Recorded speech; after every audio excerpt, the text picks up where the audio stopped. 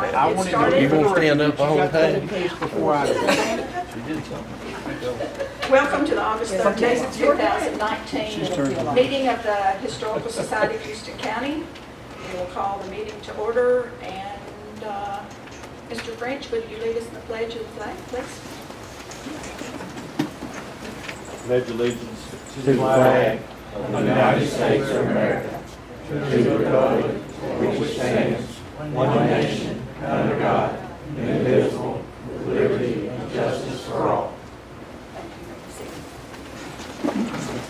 Did everyone get to sign in? We don't have Miss Betty here tonight to write down the ones that she knows that didn't get to sign in, but just please be sure and sign in tonight. Did everyone receive their minutes? In one shape, form, fashion? I've got extra ones.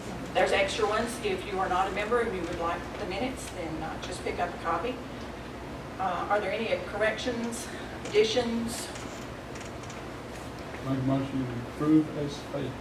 Okay, I think the only thing I had was, does David Wolf have an E on his wolf? Is it a wolf or a woofie? I think it's just a wolf. You think it's, I thought it had an E on it. I don't know, I don't know. but I yield to you. I think so. I think there's an E at the end. It's an E. There's an E at the end. Okay, all right, that's the only correction. All right, so is there a motion to approve then as, with corrections? So Alan? moved. Okay, Second. all in favor? Aye. Opposed? Okay, we don't have a treasurer's report because Miss Betty is not here. She had a report in our minutes, and I don't know whether she's gotten any money or not. But looks like we're in good shape. Alyssa, would you give us an update on the archives, please?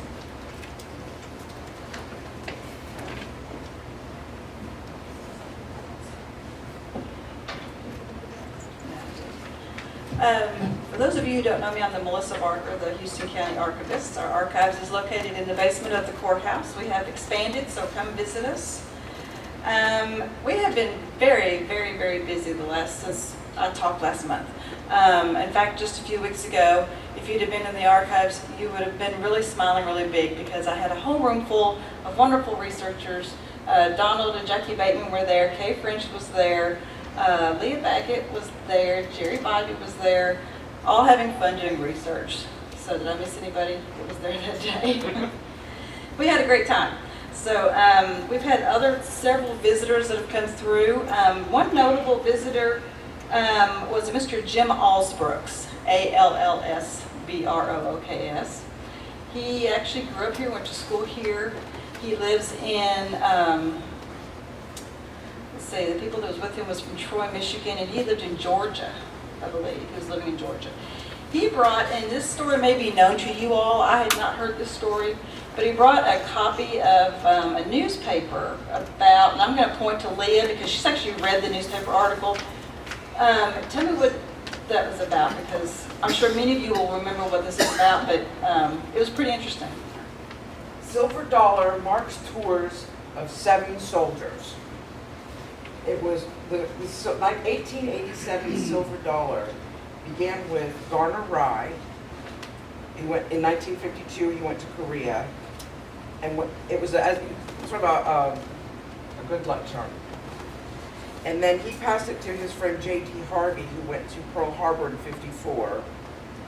And then J.D. gave it to his mother, Miss Bell, and she kept it and gave it to each of her other 4 sons as they went off to war.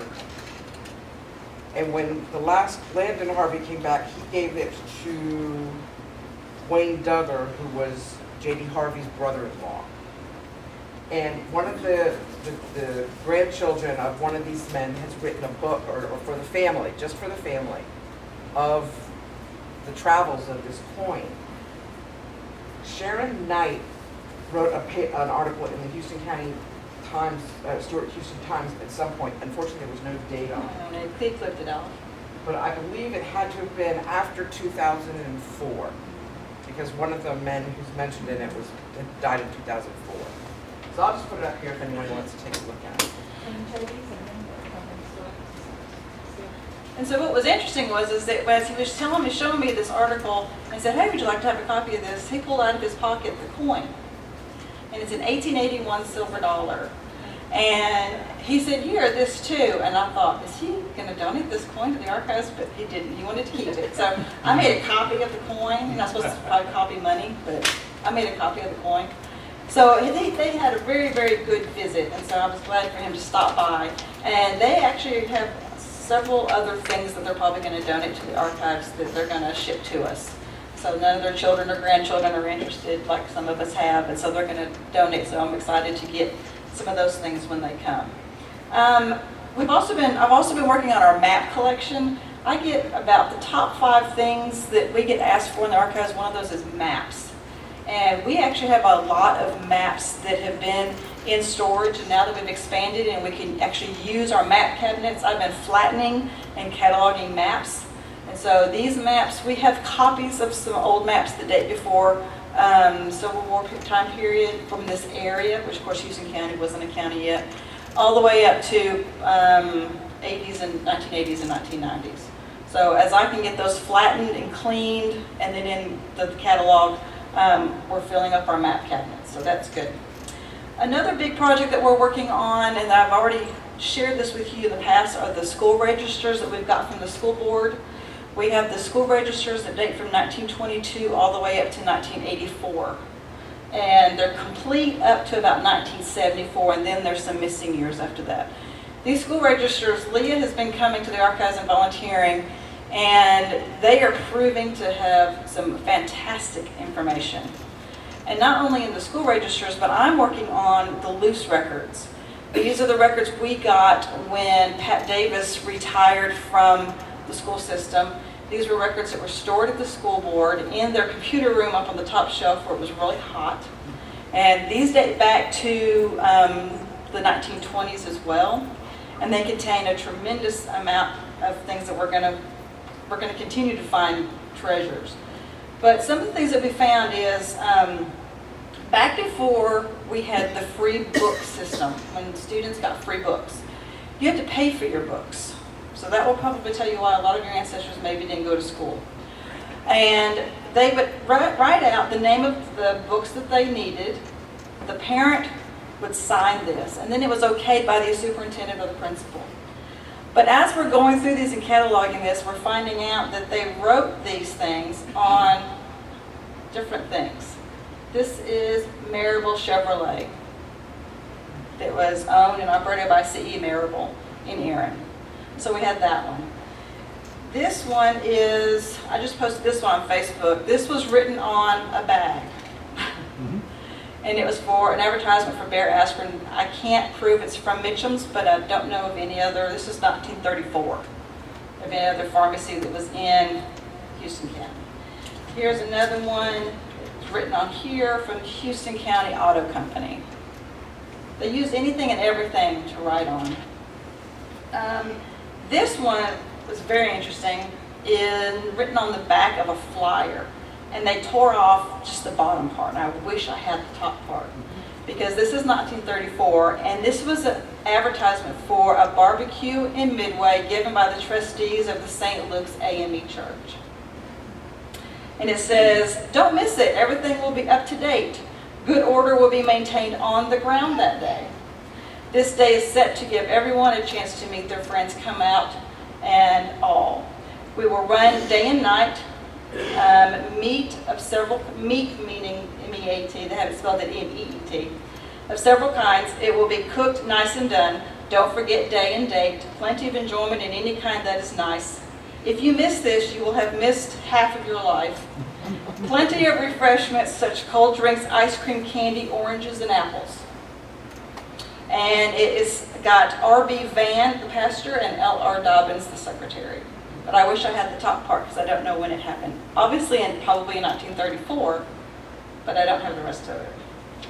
And then we got, this was actually in there. This is called the Wheeler Reader. This is a magazine, or not a magazine, it's kind of like a newsletter. It's a newspaper for the elementary school teacher. It's from the autumn 1934.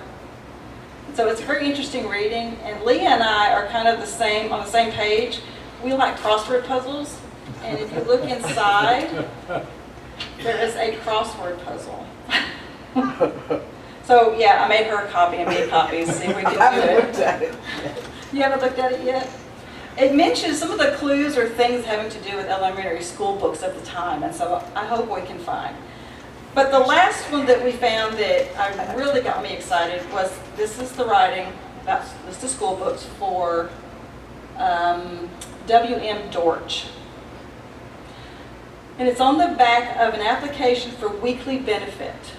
And this is for the Household of Ruth, number 3331 of the GUO of OF. And I knew that that was a fraternal organization just by looking at it. And it's out of Ellis Mills, but it's not one I had ever seen in Houston County before. So I did some research. It's the Grand United Order of the Oddfellows, not the Oddfellows group. This is a different group. The Household of Ruth means that's their ladies' auxiliary. And it is a predominantly African-American fraternal organization. So they're actually still going strong. I contacted them, asked them if they had any records to let me know anything about Ellis Mills Lodge. They didn't have any. All they could tell me was it was probably established sometime between 1908 and 1920. So this is, during those, people that don't know, the fraternal organizations at the time offered insurance to their members. So this is a blank form where the doctor would have filled out where they could have gotten money for being off from work for an injury. So this is a pretty neat find. They also offered burial plans. They did. The reason why this to me is a wonderful find is because it has to do with an African-American fraternal organization. And so we were very happy to find that. The last thing I have, and I'm going to quit, is Leah found this, and we're now trying to figure it out. This is one of the school registers. This is for Spring Hill, is what it says on the front. It's 33, 34. And Mabel Parchman is the teacher. But when Leah started looking in here, this one is kind of different because it didn't have a lot of the other information the other registers had in it. But when she started looking at the children listed, according to her database that she has, most of these people or children are 18 or older. 18 I could probably get maybe at a senior level, but some of them were like what, 20, 21? 21, 22, yeah. So we're not sure if this was like an agricultural type class. Was it, I could read some of the names. It ran from December to March. Yes. So I'll leave this up here if you want to look at the names so we can go on with the program. But we're kind of interested as to why this was at Cedar Hill School. So. Did you say Cedar Hill or Spring Hill? Spring Hill. Spring Hill, I'm sorry, Spring Hill. It's Spring Hill. So that's all I've got.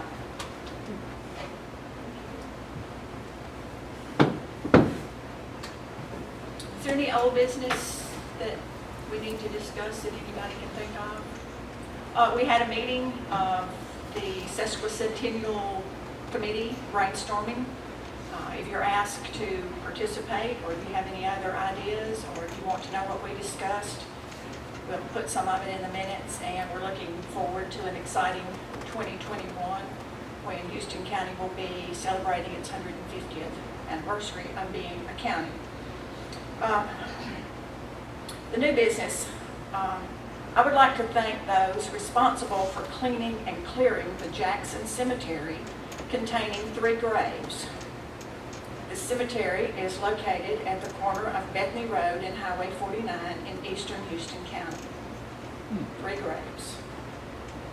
I would encourage you to adopt a cemetery and help keep it clean, but maybe summer is not the best time to do that. Jerry, would you like to make any comments? I got an announcement I'd like to make. It's Okay. new business.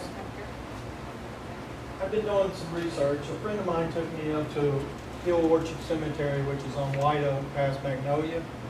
And he took me to the cemetery, and we went right of the cemetery in the woods. And there's 136 graves in there, I believe. The only thing that's there is what the funeral home puts up. And there's 2 headstones there. One of them is from a slave that his last name was Green, and he bought his freedom, and then he bought like 100 acres where this land is, and then he bought his wife and never did freedom. But all the way around that is where all the other graves are, and they're out in the woods, not being taken care of, nothing. And I did some research on it, and I found out that these were moved from Reynoldsburg, which was flooded during the 40s when they flooded the Kentucky Lake. And when they flooded it, Reynoldsburg at one time tried to become the capital of Tennessee. It's in Humphreys County, so it was a fairly large city at that time. But when they flooded it, they moved some of the graves, and some of the graves, the black graves, got moved to a hill orchard. So I was doing some research, and I went online, and then I got a hold of the National Archives in Atlanta, Georgia, and was told that they have every one of the documents that TVA did. They had to have a removal permit, and then they had to have a statement of removal, where they removed every one of the graves. So in their documents, in the archives in Atlanta, they have every one of these that were moved to there, because I could find no names. And I'm understanding that a lot of them didn't have the names on the markers, but the graves were moved because of one of the residents in Reynoldsburg wanted them moved. So she also said, we have pictures. I said, you have pictures? What kind of pictures you have? And she said, when TVA donated this, they donated all the pictures they had from all the reservoirs that they flooded through the country, not just Tennessee. But she said that we have 164 pictures from Danville area, or from that area right there where the river was flooded. And I got a list of the pictures, and they date back to 1936 and go all the way to 49. And like I say, there's 164 pictures here, and each one of them's got a description. And they were taken with a Kodak camera by TVA personnel. And she said that they had 1 million pictures from all the reservoirs in the country, which is in North Carolina, Virginia, Tennessee, and Kentucky. And she said that they had this list of pictures that had documents of Danville on there. Well, the problem is they're in Atlanta, Georgia, and to get them, for them to scan them, they charge $2.50 a piece to scan them. If you go down there and use their equipment, it's $0.25 a piece. If you bring your own equipment, it's free. So in our meeting, we were discussing about trying to pick out 20 of the pictures that are on this list right here, and they'll send them to you in a JPEG, and once I get them in a JPEG, I'll print them off. I'd like to have this done by October. So my request is that if the Historic Society will front $100 to have these printed or scanned and then sent to me and then printed, I would like to show these and have them at the Danville reunion too. So I'm going to have to go through here and pick out what I think will be pictures. There's some of scribbling, and there's some of the Danville Bridge, the Danville Cold Chute, the Danville, it's just a list of what's on here. If somebody wants to look at it, more than welcome to. But I need somebody to make a motion that I'd like to approve $100 on this project. I'll second. Your second? Everybody, I'm sorry. Don't get ahead of yourself. Everybody in favor of donating $100 for this project? Aye. Any opposed? And hopefully, like he said, we'll have it available for the Danville reunion. I hope And that- our Danville, Yeah, well, I hope to have them in the September program. That's what I hope to have them done that fast. Because the How lady about is real October? helpful. in having September, here. okay. So that way we can see, and if they're worthwhile, maybe I can talk somebody into taking a field trip to Atlanta. But I also think that Humphreys County and Stewart County and Benton County and Henry County need to know about this, because they probably have pictures that they would probably like to see before in the 30s and the 40s too. So it's a big project maybe that the other historic societies might want to jump on too. And I'll notify them since I get my pictures back. Go for it. Thank you. Thank you. We have a certificate of appreciation for Miss Susan Bell. As a Houston County Historical Society, we think it is important to remember our own history. As we approach the sesquicentennial of our county's formation, we are making a dedicated effort to recognize those individuals who were instrumental in the formation and success of this organization. You may recall that we recently honored a charter member, Mr. Mike Davis. Tonight, we would like to honor another charter member, Miss Susan Bell. Susan Bell was one of the 10 individuals present on November the 10th, 1983, when they met to discuss the formation of the Houston County Historical Society. Susan was named Secretary-Treasurer on January 30th, 1984, when they met to elect the first slate of officers. We want to thank Susan for being instrumental in the formation of Houston County Historical Society and for her dedication to its success by presenting this certificate of appreciation. We'd like to ask her husband, Mr. Kent Bell, to accept this honor on her behalf.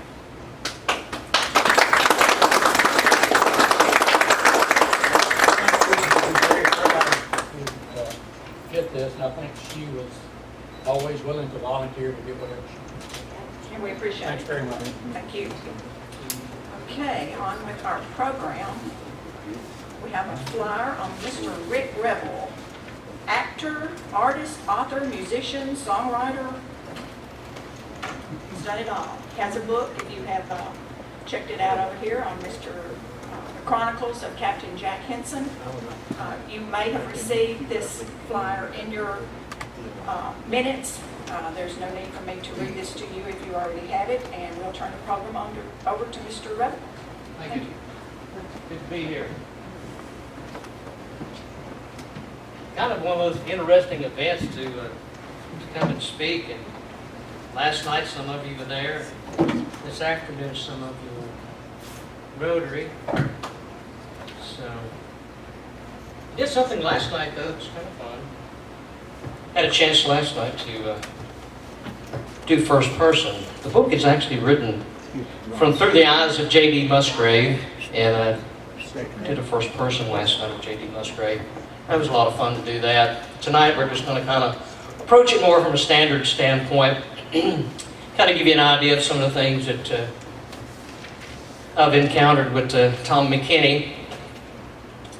How many has a copy of Tom's book, Jack Hinson's One Man War? So you're very familiar with it, so don't want to rehash and go over the Jack Hinson story that much in terms of what you already know. We're going to try to get into things you might not know. I actually got 2 books from Tom. The first book was A Sacrifice. I was in a movie down in Atlanta, and I told Tom I was going to be part of this movie, and I had gotten to know the producer and director real well. And I had the copy of the book with me, and we were actually, it was in a movie called Walk in the Woods with Robert Redford, and there's a scene in there where there's supposed to be a reenactment taking place in the woods. And I was the reenacting coordinator for it. And as movie making goes, things sometimes don't go as well as it should.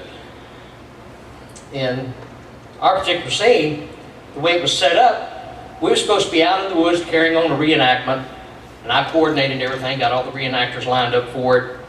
And so you were supposed to be in the woods. In the movie, the order was, as Nick Nolte and Robert Redford walked through the woods, they happened on to reenactors. After that, they wind up in a restaurant somewhere, and there's all the reenactors. And the joke is, during the first scene, all the reenactors are fighting one another, Yankees against Confederates. In the restaurant, they're all sitting together having lunch together. That was the joke.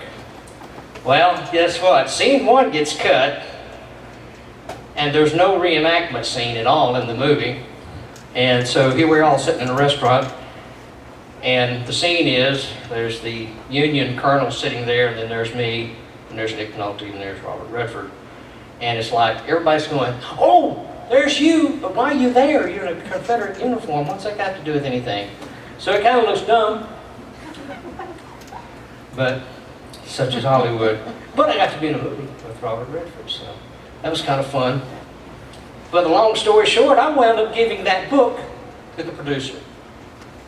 And Ken Quampus was his name. What a name. But he was very nice to me. If you've ever seen the television series The Office, he was been one of the producers of The Office.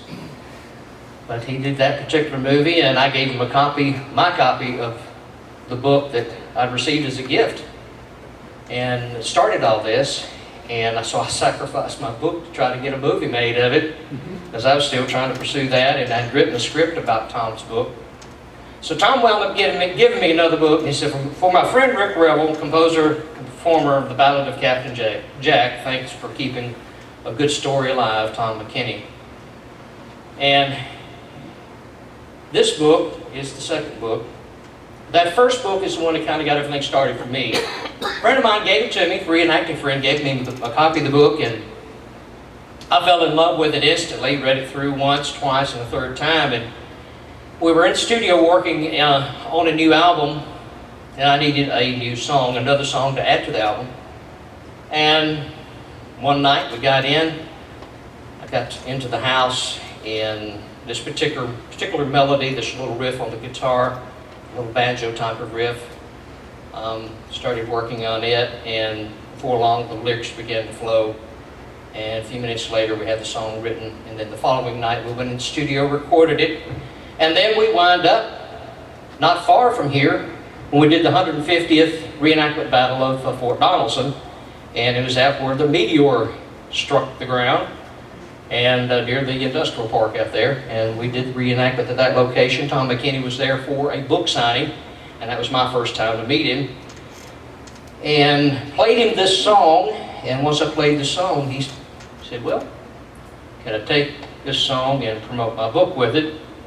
And he wanted to take a CD with him and play it on the road. And I said, well, you can take the song with you, but I go with it.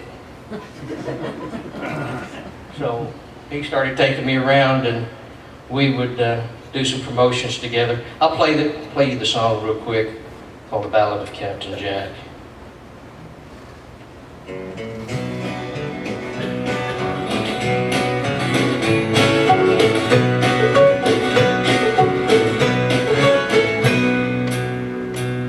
Fort Henry and Donelson both came on the sea, and Ulysses' grant would make the South clean, and Jack Hinson's family would be home in the fray, and from that day on there'd be hell to pay.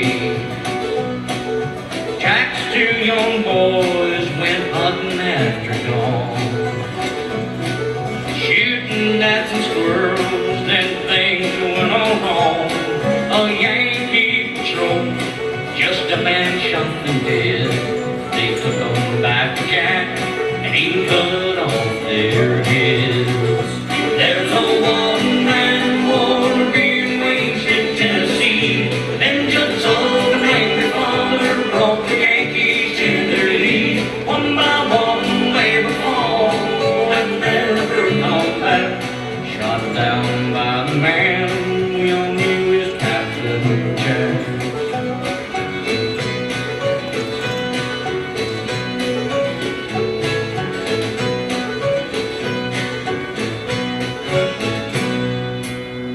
He had a special made rifle for the task he had, and he would lay in wait until they saw his man. Here half a mile away, he'd line up his sights. There'd be one less Yankee I'd roll all night. On the Tennessee River, his wrath would rain down, and every Yankee captain feared they would run aground. Brass buttons on the coat as girl Jack would aim. Another notch on his gun, another Yankee was slain. There's a one-man war being waged in Tennessee. The vengeance of an angry father brought the Yankees to their knees. One by one they would fall, and never come back. Shot down by the man we all knew as Captain Jack.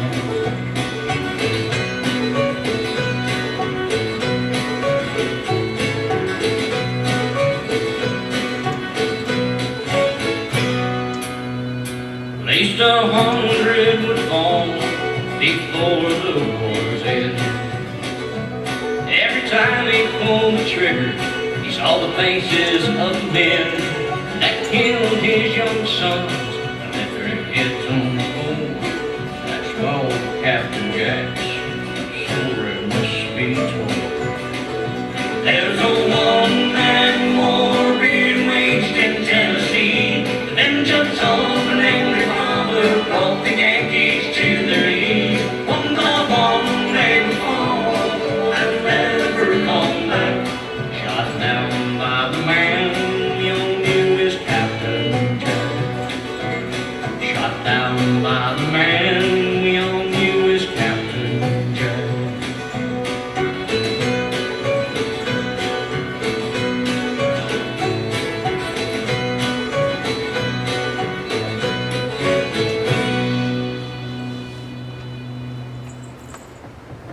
That's the song that started it all. He wanted to take it on the road with him, like I said. While we were traveling, of course the book, a lot of people instantly when they read the book said, that'd make a great movie. And I did the same thing. I said, Tom, your book would make an excellent movie. And he said, you know anybody that can write a script? And I dabbled in it also before, doing some script writing. So he gave me that challenge. So I went ahead and put together a script. And he was coming back through on another book signing tour, and I went out with him and showed him the script. And he began to chuckle, just the same way he did when he first heard the song, sitting over here at the meteor crater area. He just started chuckling about the song. He did the same thing about the script. He liked the dialogue, the verbiage, how the people were talking to one another. See, in his book, it's a biography, and it's going straight for the facts. It's trying to tell you the story from a factual standpoint. And in the movie script, I was following his chronological facts and the timeline that he set up. But when you watch a movie, they talk to one another, don't they? And so I had dialogue. And he began to read that, and he said, could you take that and convert that into a historic fiction novel? When he first said it, I went, why? He said, you have brought a whole new vision of what Hinson was like. You've taken what I've done and you've added to it. Because even some of the facts that he has in his book, I was able to take more research on top of what he had found and added to it. For example, in the book, he talks about the 5th Iowa Cavalry. He talks about, which is an ironic thing, the 5th Iowa Cavalry, here's you a funny one, 5th Iowa Cavalry doesn't have anybody from Iowa in it. They're all from Minnesota, Missouri, and Kansas. One member from New York. None from Iowa.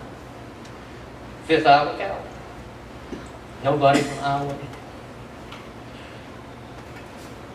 The group that killed the boys, who were they? How do you find that out? As researchers, this is the fun part of it. When you get to digging and peeling those layers of the onion back. Go to the muster records. A lot of the muster records will tell you the fate of the soldiers. If they survived the war and they mustered out in 65, or the Minnesota part of the 5th Iowa Cavalry, they wind up going out west and fighting in the Indian Wars after the Civil War. But in Tom's book, he talks about March, April, and May of 63. After he gets his special-made gun, special-made rifle put together, he goes out on the killing spree. And if you look in the muster records, under the Irish Dragoons, called Naughton's Irish Dragoons, you begin finding men that were killed on certain dates during those months. And next to their names it says, killed by guerrilla. Not killed in action, not killed in a skirmish, killed by guerrilla. And it's in that same time frame. And there's nobody else in any other unit in the 5th Iowa Cavalry that's a casualty during that period except in the Irish Dragoons. Which led me to believe these are the culprits. These are the ones that killed Hinson's sons. So after finding little simple things like that, that got him even more excited, and him to really encourage me to do the historic fiction novel. Kind of the downside of the historic fiction novel, you had 2 words in the same phrase that are just opposites. Historic and fiction. That's just about as opposite as you can get. The fiction part is the dialogue. The history part is a chronological timeline. A timeline that Tom established as well as 29 to 30 other references, historic references, including the official record by the Union and Confederate officers. Colonel William Lowe talks about the Hinsons. He calls them Hinson's horse cavalry as well as the shotgun cavalry. But he is referring to Robert Hinson, who was from Humphreys County at the time, the oldest son of Jack Tom talks about Robert quite a bit.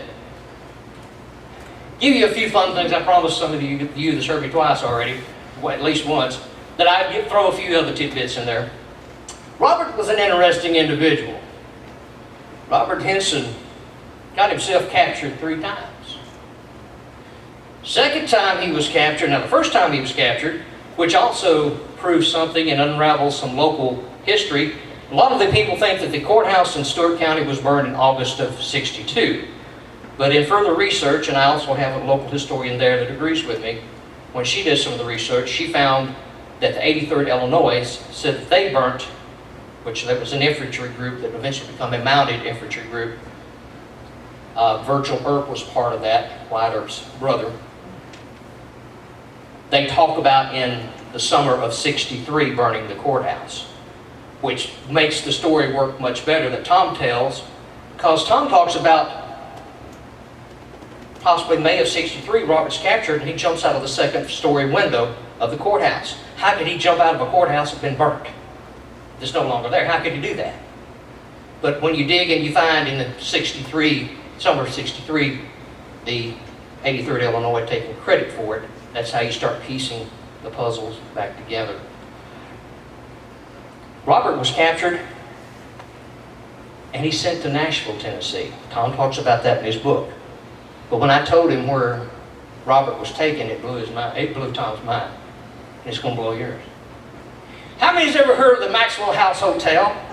Good to the last drop. Yeah. It wasn't finished yet when the war began. It became a prison. The Union Army confiscated it. And those that were captured were sent there by some of the local provost marshals. When Tom said he was sent to Nashville, the only place he could have been sent to was the Maxwell House Hotel. And Jack went to bust him out. But you don't get to read about that until later. This is a trilogy, so it's it'll be in a follow-up book comes down the road. But I wanted to at least throw that little curveball to you because Maxwell House Hotel, everybody's heard of that. But a lesser amount of people know it was actually a prison at one time. And guess what? After Robert was rescued, not too long after that, after the Battle of Chickamauga, it was cram-packed with Confederate soldiers, just crammed. Morning mess call, Confederates supposedly were upstairs, had to go downstairs for breakfast. As they're going down the stairwell collapsed. And as the story goes, it killed between 300 and 400 Confederates, prisoners. So, but you can find it. It's in local history there. Look it up. Get the rest of the story. It's kind of cool reading about what happened at the Maxwell House Hotel. And that's the little nuggets. If you keep digging and keep digging, you take things that Tom provided and you dig deeper and try to expand on the story. So that's what we did with the book 1. We tried to expand on the story, and we just do 1862. So I'm talking about what took place only in '62, which is through the death of the boys, and goes through the beginning of the building of the gun. Book 2 is when we pick up when the revenge starts. Book 1, though, it takes you some interesting times. It takes you through some vivid detail of the Battle of Fort Donelson. It takes you through some things that actually happened with Forrest and Colonel Hanson with the Orphan Brigade and the breakout of February 15th. So some of the things that took place then, it's going to take you on some detail that you're unaware of, that Jack had an opportunity to witness. Because another thing that was kind of cool that I found in the local records there, through John Mitchell's business directory, which also has your communities named. Of course, it wasn't Houston County then, but your communities were named that existed during that period. But the John Mitchell business directory, published in 1860 in Dover, Tennessee, listed Hinson's grocer shop. And then when I looked at the local records of property that he owned lots 50 and 51, one being vacant, but one having structures. If you go to Dover today, there sits Taco John. And that's where lot 50 and 51 is located. It's in that location. So it's kind of cool to find some of these things. So Jack, what was his reason? And see, Tom left you with so many questions in his book. He said he met Grant, he met Forrest, he met Pillow. He got to know Pillow well enough that there was an inquiry. There's documented proof in the back where Jack has to go and give a testimony about the fall of Fort Donelson, a civilian giving a testimony. How did he get to know these people? Why was he important enough to have to go give his version of what took place at the fall of Fort Donelson? And Pillow is the one that requested it. He requested Jack to go give a testimony.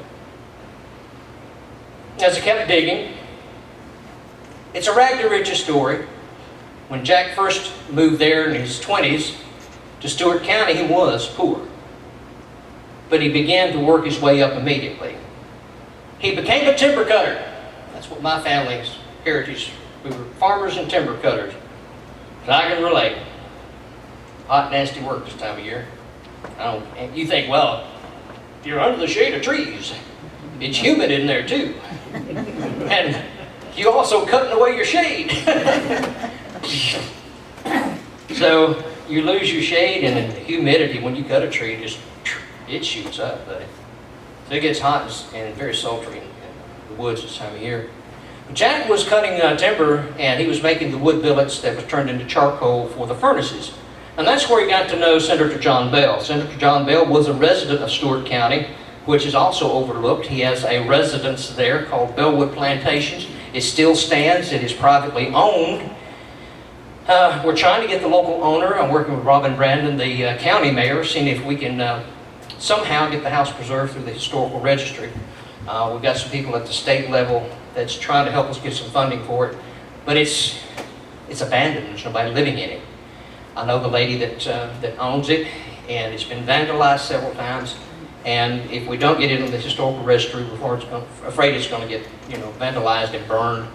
So if we can get it protected somehow. But this house still stands right next to the Bellwood furnace, which, if you look in some of his memoirs, he talks about being able to sit on the front porch of his home, looking down the hill, and being able to see the Bellwood furnace. And there it sits this very day. You can see the Bellwood furnace right from the front porch of the home. So it still stands. The Bellwood furnace still stands partially. The Union gunboats, after the fall of Fort Donelson, they go down the river and they blow up the furnace. And they completely destroy the Cumberland Iron Works. And that's who Jack was selling the billets to help make the charcoal, was to Senator John Bell's furnaces. And they eventually became business partners in the Swan Tract. Tom mentions that in his book. The Swan Tract land, they become partners, which is 400 acres of land to supply the ore for furnaces at Cumberland Iron Works. And so Jack was friends with him. He began to make money from that, began to buy property, received a grant, got another 400 acres before long. He has 1,200 acres. Although cotton was king, I find in the 1860 farm census, it was not so in Stewart County. Corn was king in Stewart County, and tobacco right behind it. Another crop that was raised quite a bit in the area, I found quite interesting, which almost completely and totally vanished, but it's now in the news all the time, hemp. It's back in the news now, and it's back from being raised again. But back then, it was not for medicinal purposes so much as to make rope. It was to be used for its fiber. So hemp I found quite predominant on his farm. He had milch cows, what we call milk cows today. I thought it was funny how they spelled it, milch cows, and beef cattle. He had about 35, 36 head of beef cattle, and oxen, mule, horses. The horses were mainly to ride, mules, oxen to do the labor around the farm. Became quite a wealthy individual, so the Hinson grocery shop was an offshoot of his farming operation. It was to take his produce, and he raised potatoes and sweet potatoes also, Irish potatoes and sweet potatoes. That was one that I found was interesting, one of his big crops. And so he was taking these things and stocking his grocery shop with it. Raised hogs, had his own smokehouse, did his own hams. When you pulled into Bubbling Springs, it was a self-contained city within itself. I mean, everything was there. He had his own blacksmith shop. Everything could be done there. And his own sovereign mill. He could do it all there. So it was quite interesting. Some think that some of the local historians feel he probably lived in a log structure. Tom, and I agree with Tom on this, he said that he lived in a plantation-style home, 4 rooms down, 4 rooms up. Jack had 10 children. But if you also study, well, you know, there's a lot of families lived out of a 2-room dog trot with the upstairs for the kids. So I get that, and a lot of them had a lot of kids that were living in that size home. But Jack also opened his home up as a stagecoach stop, like we call a bed and breakfast today. He was an inn and tavern then. He had his tippler license, as well as 2 of his sons had the tippler license, which meant he could serve liquor from his home. But he could also do it from Hinson's grocery shop. So his plans were to eventually attach a tavern to his grocery store. War begins, and a lot of his entrepreneurial plans are overshadowed. But he's very enterprising. He had a bumper crop the year before, the fall before, as did a lot of the other farmers.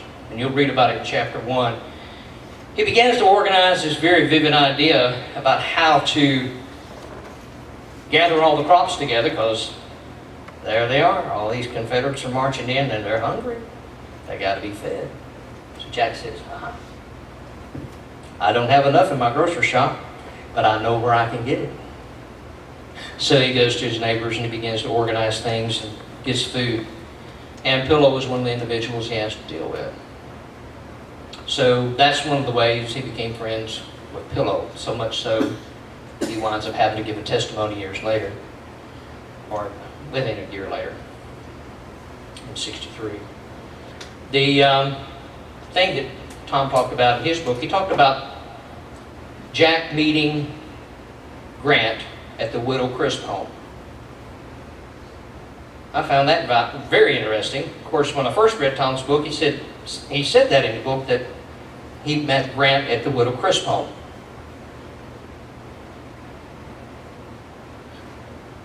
She wasn't a widow yet. So why did they call it the Widow Crisp home?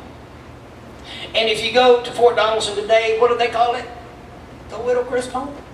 They do. Look at some of the brochures, even in some of the history books. National Park Service promotes Widow Crisp home. Local lore from the Crisp family. John Crisp was one of the providers of the food for the Confederate Army, just like Jack and some of the other neighbors. As was the Williams family in their family records, talk about having a barge full of corn when the Union Army comes down the Cumberland River. And why the Union Army did it, I don't know, but they burnt the barge of corn. Why didn't they just take it and consume it? Feed it to the horses, but they burned it. Made no logic to me. They'd burn your barn, burn your house. They would arrest you and send you off to prison. Or they might just kill you. They did that too. But they burned out several families while they were preparing to place the siege on Fort Donelson. Jack was worried about his store. He had already pulled his sons home, and he wanted to go check on his store. And if you ride up Henson Lane, which is now Kill Hollow Road, which comes out by the Dollar General store, when you come out there, you just dogleg around and you're on. The Crisp Farm is right there. The main Lake Highway or Tennessee River Highway, Paris Landing Highway, what are you going to call it now? It parallels with the Crisp farmland. As the Crisp family says, John Crisp had been selling food, and he was quite, the news had been filtering down that farms were being burned and men were being imprisoned and possibly hung to be a traitor, and he didn't want that to happen. So Martha talks about him swimming the river, or the Hickman Creek. You have to keep in mind, you think, well, swim in the creek, it's no big deal, because it wasn't that deep of a creek, but it's a big creek. Go look at it, it's pretty deep. Deep enough you can put a pretty good sized pontoon boat on it, on the backwater.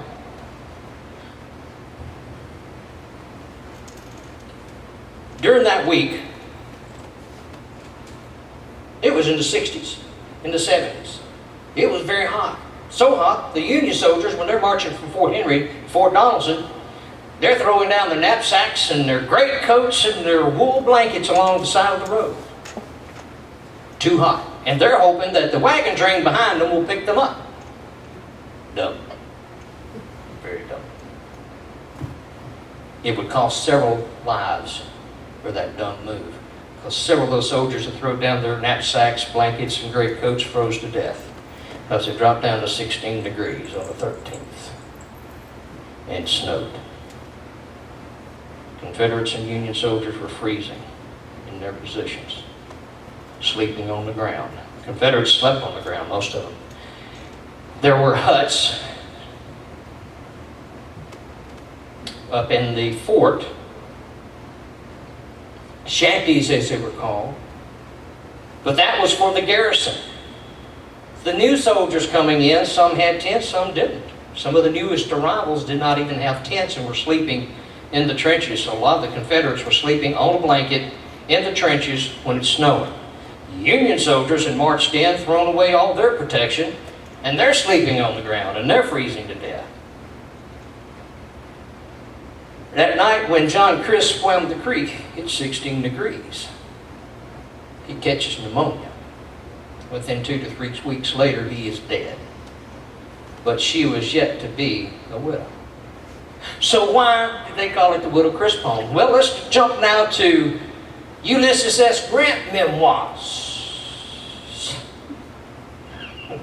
He said, he's looking from the prime territory to put his headquarters. And if you've ever go to where the Crisp home used to sit, it's no longer there, big placards there. But when you get there, in the wintertime when there's no foliage on the trees, you know why they picked that spot. Because you can actually see the fort from the house, or where the house used to sit, you can actually see the fort. So Grant picked out that spot so he could watch the movement in the fort from the Crisp home. When he arrives, as he talks about it, he said that he's in the house with Martha Crisp and the 2 boys. There were 2 sons. He says that John Crisp comes to the door, sees him and his officers inside the house, turns tails and runs, and they never see or hear from him again. If that really happened, why do they call it the Widow Crisp home? Because he saw the husband. To this day, why do they call it that? I don't know. But they call it the Widow Crisp home. But you find all these little nuggets. And why did Jack go there? Well, he's trying to get to his store. And as he goes by to check on the Crisp family, this is when he finds out that John's gone. And he feels quite guilty. He doesn't expect to find Grant there. Now, a lot of people say, how did he meet Forrest? Almost the same way. Forrest rides up while Jack is providing food. Forrest is one of those he was a very independent individual. Used some of his own money. Matter of fact, just about all of his money was spent on his soldiers. They had just gotten back from Louisville. They had gotten Colt revolvers, sabers, and Maynard rifles. Coming back down from Louisville, they had their first battle at Sacramento, Kentucky. Come back through Bowling Green. Received orders from Sidney Johnson to go to Fort Donelson. On their arrival to Fort Donelson, they have to have food. And who do they go to? The #1 food supplier, Jack Hinson. So that's how Forrest and Hinson meet. the challenge you'll read about. Quite interesting. How did Jack get his reputation so well established to begin with as being a well-known marksman? It was through turkey shoots. So his reputation was well established way before the war as being a great shot. Even Senator John Bell compared him to Colonel David Crockett, or Davy Crockett as we call him. Said he was one of the best shots in the state of Tennessee. And since Crockett was dead now, he said he was probably the best shot in the state of Tennessee. That's pretty good, because I've studied Crockett. That boy could shoot. Comparatively speaking, Judge McFarland was talking about 600 yards and long shots, 500, 600 yards. At the Alamo, Crockett was shooting 500 to 600 yards, taking out the crew members of a Mexican artillery piece. Jack's doing that on a steamboat down the Tennessee River. I would say they're pretty close to being equal, wouldn't you? Both using rifles without telescopes, with fixed sights. Don't know that Crockett ever used spectacles, but the Memphis Daily Appeal talks about Captain Jack Hinson being the bespectacled Captain Jack Hinson is what they called him. And they had an incident where they actually talked about him being a sharpshooter and taking out marksman and taking out some of the sharpshooters there at Fort Donelson, which that particular set of sharpshooters would have been Burgess sharpshooters, shooting Demick rifles. And a Demick rifle resembles a plainsman rifle or a Hawkins rifle a little bit, specially designed strictly for those marksmen or the sharpshooters, or the Burgess sharpshooters, which is kind of ironic. They call them Burgess sharpshooters and not shooting sharps. And that's where the term comes from. They were shooting Demick rifles. If you know John Walsh that has Fort Donelson relics, he has a Demick rifle. It's pretty cool to see that. Very rare, hardly any left anymore. Jack goes there and he meets Grant. He's met Forrest. He winds up getting trapped in Fort Donelson. He can't get out. So that's where that portrait comes from. I've done 25 different pieces of artwork for the book. I used to do t-shirts for Fort Donelson, Shiloh, and all the national parks. And I took the graphic art method, technique, whatever you want to call it, and that's how I create my art. So I have 25 pieces in there. There's about 7 or 8 pieces of artwork in there from Andy Thomas. He did all the artwork for Fort Donelson. So if you see all the plaques sitting around Fort Donelson, that's Andy Thomas's work. And his work, he allowed me to place it into the book. So the rest of the book has tons of photographs, Library of Congress photographs of Senator John Bell's and different individuals. So there's about 100 illustrations in the book. Most novels don't have that. In the back you'll find 30 historical references. Most novels don't have that. Had one gentleman, he's fussing at me, he said, well, you know, I don't like those historic fiction novels. They're just hogwash. You know, why could you just write a history book? I said, well, what's some of your favorite history books? What are some of the favorite books you ever read? And he gave me a little short list, and one of them he mentioned was Killer Angels, and he liked Gods and Generals. I said, well, you do know that those are historic fiction novels. And no, that's the story of Gettysburg. Oh, yeah, story of Gettysburg. But Michael Shahara wrote it, and there's actually an award today, the Michael Shahara Award for historical fiction novels, because it has the dialogue. He wrote dialogue between his characters, which is the fiction, like in my book. So when you read the book, you're going to learn some things about history that's going to trip your trigger. You're going to, I didn't know that. If I can take and feed things to Tom, because he fed me the information and said dig deeper, and I dug deeper. So if I can get him excited, I'll get you excited as you read the book. So if you've read Tom's, you're going to find some other things in there. And I elaborate. He talks about the slaves. What happened to the slaves? He freed his slaves. Why? How? What was the process? You're going to find out a lot of things about what happened to the boys. Why did they wind up getting sent off to prison. What prison were they sent to? When I told Tom, that blew his mind. Where were civilians sent? All the soldiers were sent to Camp Douglas. Where were the civilians sent? They were sent to Myrtle Street. 3 different locations in St. Louis. First place they landed was called Blood Island. That was the holding tank, the place where they held everybody. You know what Blood Island, where it got its name? Interesting. Sitting right in the middle of the Mississippi River. Today you go up there and I think there's, where the big bridge crosses, they got the pillars on it.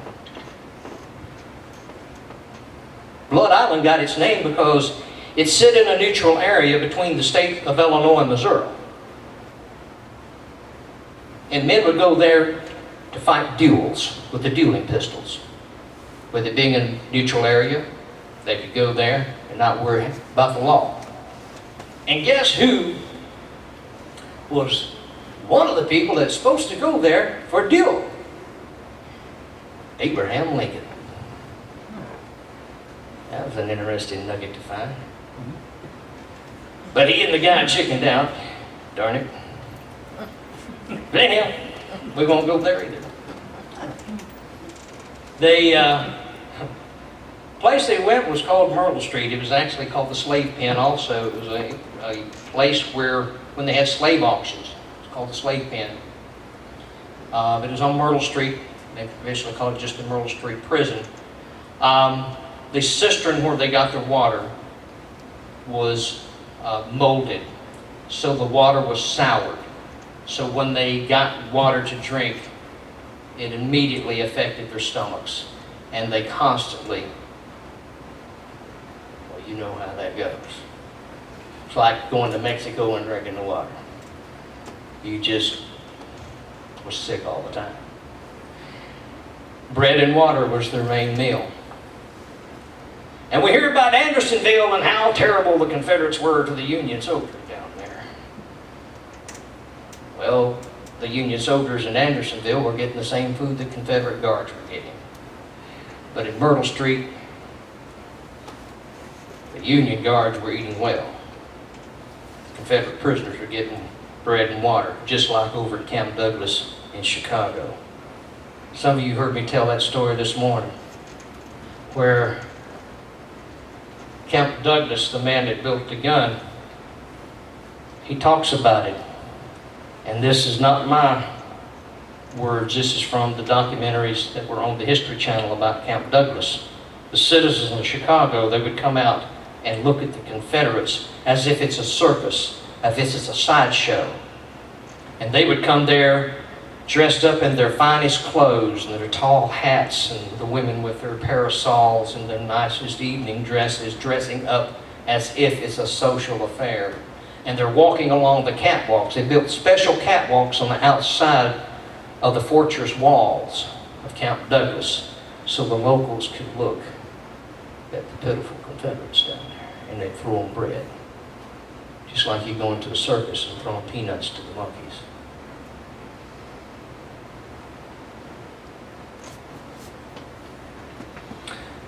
Myrtle Street's where the 2 boys were sent. Now, let's jump to, why did Grant go to Jack's home? And when would that happen? Tom talks about it, but when would that have happened? The only time it could have happened is during a 9-day period that Grant was on suspension. Remember General Halleck, or Halleck as you want to say it, however you want to pronounce it. He had it in for Grant. He just didn't like the man at all. Grant had done a good job at kind of tarnishing his reputation anyway when he was in the Mexican War. He did some things that they just didn't like. But he supposedly had cleaned his act up. The drinking had supposedly gone away, and he was in sobriety supposedly beginning of the war. But nobody wanted to believe that. So it is said that he was out in the middle of the Cumberland River sleeping off a drunk when the Battle of Fort Donelson takes place. So the truth is he was actually in a conference or talking about battle details with Admiral Foote, who had been wounded and was convalescing, so he was talking to Admiral Foote. So Grant winds up being suspended, supposedly, on charges of being drunk. And during that 9-day period would be the time that he would visit Jack and stay at his home. And during that time, Jack will say, hey, my sons are in prison, can you get them out? And Grant sends a telegram to get him out. And I think later in the war, after the war is over, and Jack needs somebody to come to his aid because he's still a wanted man after the war. Still researching it, but I'm pretty sure Grant come to his aid also later, but I'm still digging deep on that one. So that gives you some idea that he's got a fun story. It's not your atypical soldier story. This is a civilian that tried to remain neutral. He's a man that winds up becoming, well, when his boys were killed, you know the story, they were beheaded. And once they were beheaded, that's what got, Jack's neutrality, it vanished. Yours would. Somebody harms your children, the mama bear and the women comes out, boy. And the men, my goodness, hurt my daughters, and there's no law to do to. See, there was martial law. There was no police force to help you. They were rendered helpless. The sheriff, Big Ed Bogart, Stewart County, he just quits being a sheriff. He says, there's no use. He says, I do the arrest, they turn them loose. There's nothing I can do. So Ed Bogart, he just went back to his tobacco farm. It's in the Stewart County records. He quit being sheriff because of it. So, as you read the book, you'll find out a lot of fun little nuggets in it, but I will kind of stop here and let y'all kind of ask some questions and stuff, and we'll do that, and then wind her down. Anybody got any questions about Jack Hinson, the things that's kind of been in the back of your mind about? I got one. Yeah, go ahead. In your opinion, where's Jack Hinson buried? I think he's buried in your county. I think he's buried closer to home, and here's my theory on it. As much as I loved Dan Griggs when he was alive, I never argued with him. I even did a ceremony there in that graveyard because I respected him, because he did a lot to keep Jack's name alive. But here's my problem with the situation. Not modern day, we're talking about horse and buggy, wagon days. Elizabeth is still alive. Why would a woman bury her husband that many miles away? If you were going to do it, why not bury him at the old Bubbling Springs home place where they had a Hinson cemetery? Why in another cemetery? Even further north, northeast, whatever it is. I can't figure it out right now. But why that many miles from Magnolia? That's a long way from Magnolia, where they had settled.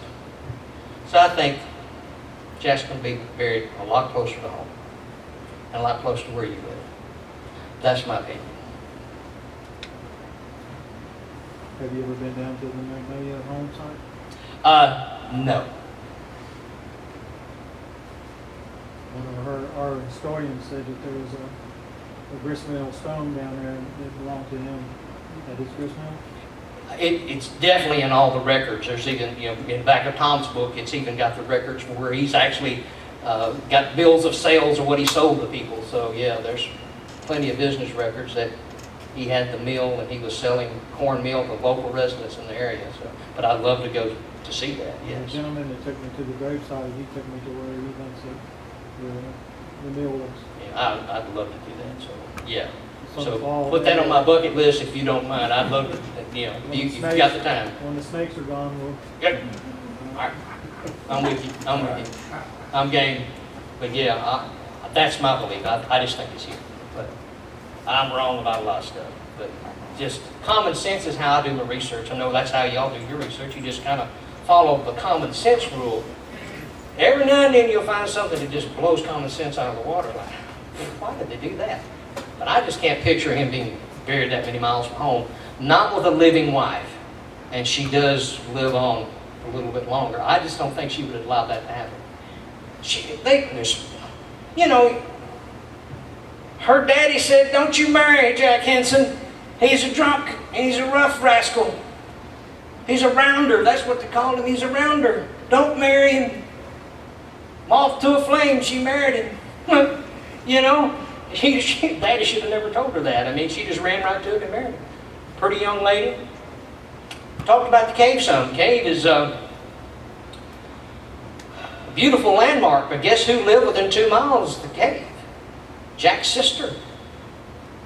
We talked about that some last night and maybe touched on it just today at noon. He was a Mason. I don't think he lived in the cave like Tom felt he did. I think he was there. I think he made some mighty fine shots from that ridge, from that bluff. But common sense, what does that tell you? You kill somebody from that bluff, they're going to come looking for you. And you better have someplace else to go. He had a sister within 2 miles of there. He also had Seth Outlaw at Danville. Seth Outlaw owned Danville. It was his property. Even they were friends. Very convenient. And that's kind of ironic. The Outlaw Hotel, the Outlaw Saloon. You know, didn't have to change the name. Just, they were all outlaws, but they were good outlaws. You know, Seth Outlaw was a riot. Him and his brother, they were entrepreneurs. They took, you know, when the railroad came across the river, how smart was that? To build Danville like he did. That's pretty smart. And it became a thriving community. Basically until TVA ruined it. Am I not right? It was pretty thriving till then, wasn't it? I mean, it was pretty much thriving. So this Seth Outlaw, I'm a fan of his. He was like, wow, that old man, he was smart. He was an elder man when he started his project, so yeah. But I think Jack had his network of friends. It was those friends that hit him out. So the cave, yes, it was a principal part. But did he spend a lot of time there? No. Could I think he frequented the area, and then he would leave. Have you ever been there? Yes and no. I've been to the base, but boy, Terry just don't want you in it right now. Terry Sykes, a friend of mine that has it now, and it's like, no, I'll respect it, and I'll stay away. He owns the house on top of it. And that's an aunt. I think that's an aunt or something. Because the signage rock is right down below the house. Yeah, I think that's an aunt or something to him, or to his wife or something. But he said in the wintertime I can go up there. So he promised me this winter he'll take me up there. So I'm hoping to get to do that. It's an insurance thing and the rattlesnake thing, so we just don't want anybody going there. I respect that. I respect it. So. Any other questions? Yes, sir. Yeah, there are some Yes. that do not believe that Jack's sons were beheaded and that he was put on Right. the gate. So what documentation is there? I asked Tom the same thing. He felt it was, where he got his information was through family lore. He went through that a whole lot, collecting family lore. Even the part about the jumping out of the second story of the courthouse, he said a lot of that came from family lore, family letters, family interviews that he would do with different surviving relatives. So that's where he got a lot of his information. So when I'm following what he put in there, that's what I'm basing it on, is his biography. So if somebody's disallowing it and saying it didn't ever happen, then that'll be their opinion. You know, everybody's allowed to their own opinion. Boy, there's a lot of people that do adhere to that, because in even the local historians that kind of doubt it, it talks about that in some of the newspaper articles about what happened. It also talks about it, Captain Porter talks about Jack Hinson coming to the rescue of his battery at Fort Donaldson, which confirmed the Memphis Daily Appeal article that talks about the bespectacled Jack Hinson killing several Union sharpshooters. So, depends on what you read, I guess.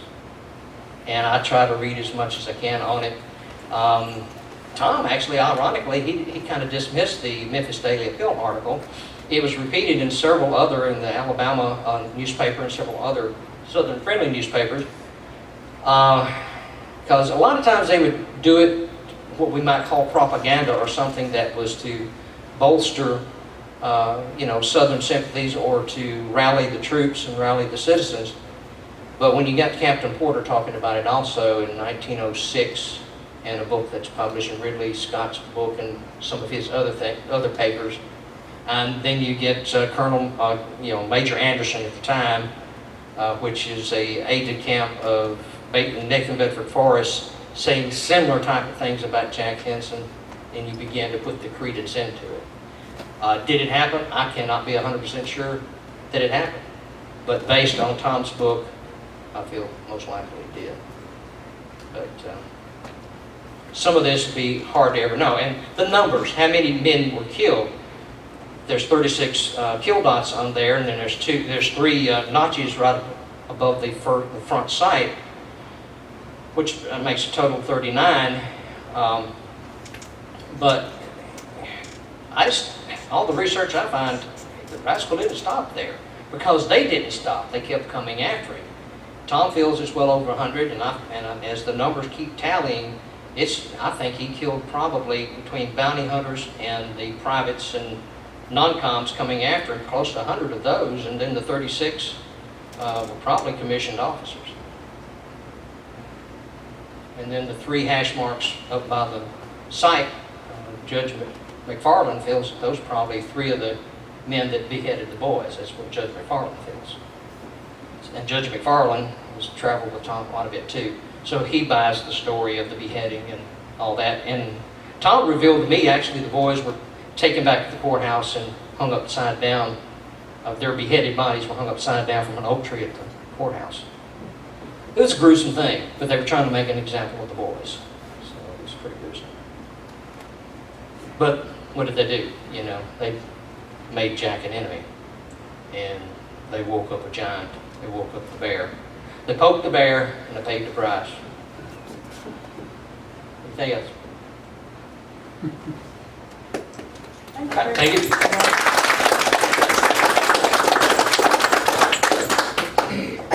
Okay, Rick has books over here for sale if you would like to talk to him and purchase a book. Annetta, did you have something you wanted to tell us? I forgot you earlier, I'm sorry. All right. Starting next Friday is Sweet Tea and Southern Art at Shamrock and Shenanigans. Area artists, so far I've got 19 that are exhibiting. Have no youth, so if you know any youth between 14 and 17 that would like to exhibit their art, Okay, and Mr. Ron Strickland had something he wanted to tell us. Thank you. My name is Ron Strickland. I chose Houston County as my home in '89 when I retired from the Army. I did 22.5 years, and I retired at the First Sergeant. What is my concern now is the furnaces that we have here in Arlington that are deteriorating real bad. With the lime fields, and it's my understanding that Houston County or Aaron come about due to the lime production here when the Irish came here for lime.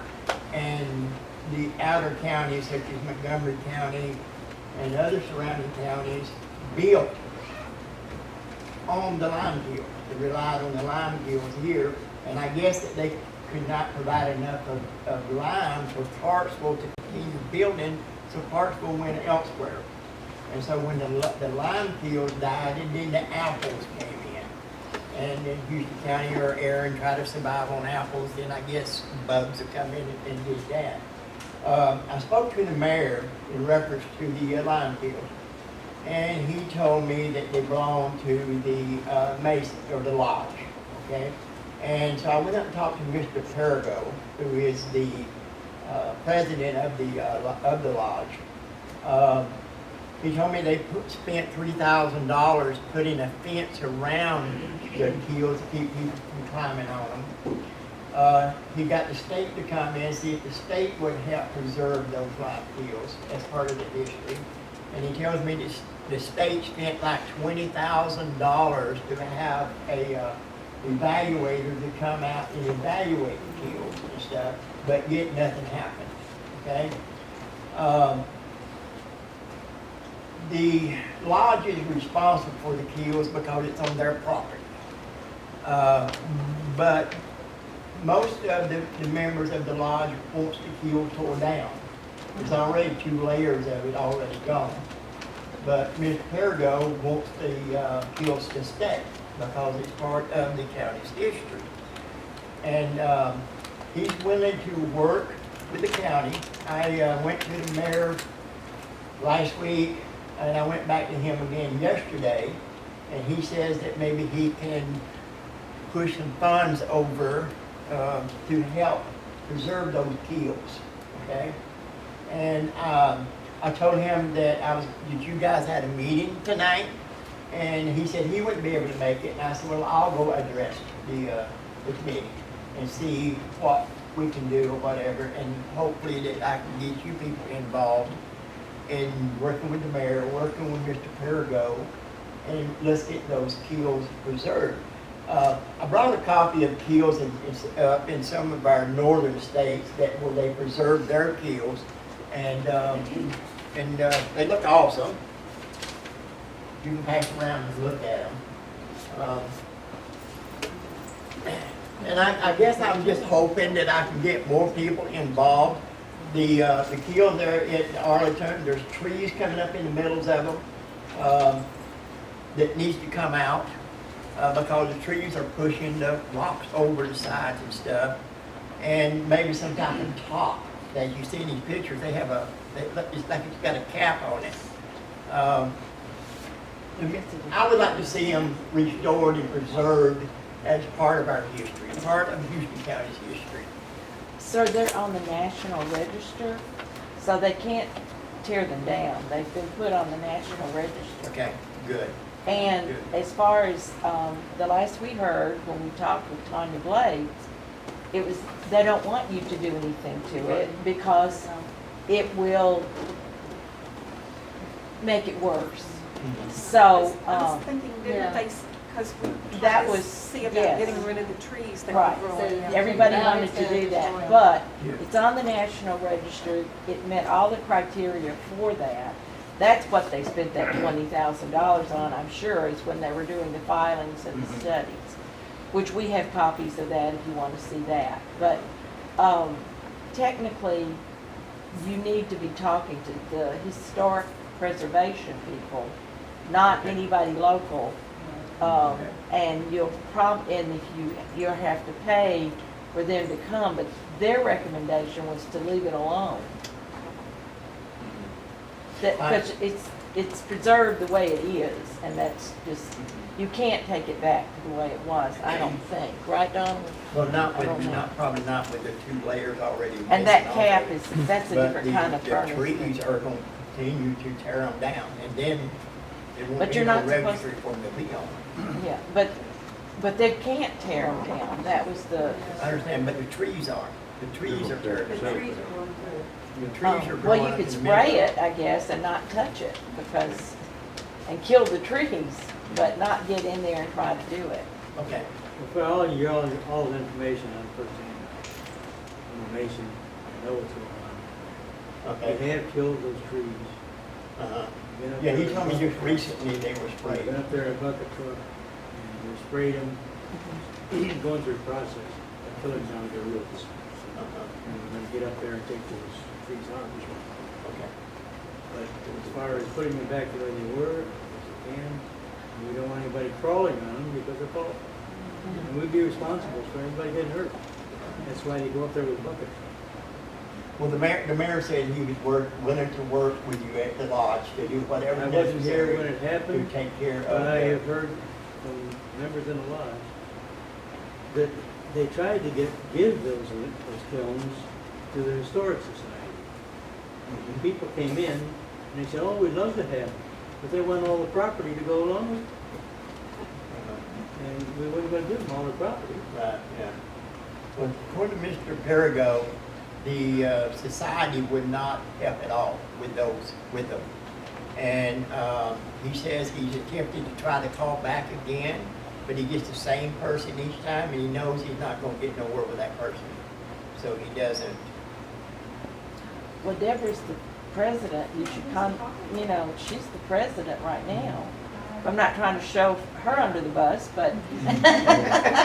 But you do a But- good job. Thank you. But she is the president now, and I don't think that the Historical Society has had anybody say anything to them Not in the that I'm aware of. in the most Jerry recent was- history. Jerry was president. Jerry before was me. president back The then. only thing I know is that we really couldn't afford to take on a project like that because we had no funding. Because our plan was at one time to get a museum. And we can't even fund to support a museum because we had no budget. And the county was giving us a budget and we discontinued that, so we have no money. I mean, if there was a way to put up a program or a project and work with the Masons, you know, where we could fund it, or find, like they said, find the National Preservation Historic. Historic preservation. Well, when I spoke to the mayor yesterday, he is gonna do what he can to get funds moved over to whatever you guys need. And he's supposed to have gave, Mr. Fairville a call yesterday to see what he could do to help in order to preserve those, get those trees out of there, or whatever's Are necessary. you talking about Mr. Bailey? mayor? Mayor Bailey? No, the county mayor, the county mayor. The He county probably mayor. doesn't know. No, He doesn't know. Bridges. he doesn't. No. This would have been through the city of Erin that worked on getting the National Register with the Historical Society. Okay. Well, I'd suggest, I mean, this is the president, and I'm vice president, but I would suggest that you see what you can find out about it and bring it back to the next meeting and see Okay. if you can At the find state any. level, there is an organization Yeah. we need to do. Because they are interested in trying to keep our history. Even the county mayor, Ms. Bridges, he mentioned even maybe getting a grant somehow moved over to help with the That would have to line. come from the state. I suggest you talk to Tanya Blades. Tanya Blades and also Tanya Blades. the city of Erin, Mayor Yeah. Paul Bailey. Yeah, yeah. Because that's all within the city She's in the limits of state. Erin. Yeah, that's in the, it's in the Just in city. the historic preservation in Nashville, Tanya Blades. Tanya She would want to Blades. get you the grant money. And Angie in the city can Yeah, help you she's really with good Tanya's too. phone number and all that information. Okay. Yeah. Andy's great. Yeah. We're glad that you're looking into this, and Yeah. we'll support whatever we can, but money-wise, yeah, we can't back it because 10 years ago, we had a gentleman that wanted to give us a chimney from a house that had doctors' names on it and stuff. Right. And they wanted us to move it and store it and stack it somewhere we had no place, and we had the money not to do it. So that's our issue. It's not that that I've known, I've been in the Historic Society for 10 years, and I'm 5 years president, and I've never heard anybody turn that down, where we like to go in there and preserve it, because it's on private property, and it ain't no telling what it would cost to. You wouldn't want to restack it, because that's like they said, they don't want it restored, they want it preserved, and there's no telling what the money would cost to do something like that. Well, Tanya Blades was the one that worked with the city at the time that this was put on the National Register. So she's the lady that's a state person, and the city of Erin is the one that helped fund that to get it on the National Register.